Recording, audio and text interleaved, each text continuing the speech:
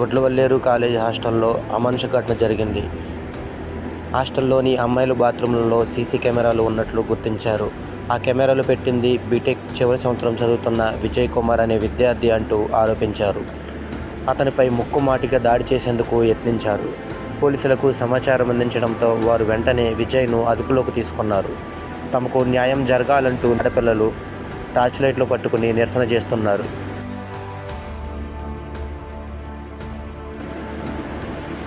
అయితే ఇక్కడ కెమెరాలు బాత్రూంలో పెట్టింది విజయ్ కుమార్ కాదు, ఒక అమ్మాయి. ఇదే కాలేజీలో చదువుతున్న ఓ యువతి. విజయ్ కుమార్ ఈ యువతి ప్రేమించుకున్నారు. వీళ్ళిద్దరూ ఒకరోజు ఓయోకు వెళ్ళారు. ఆ సమయంలో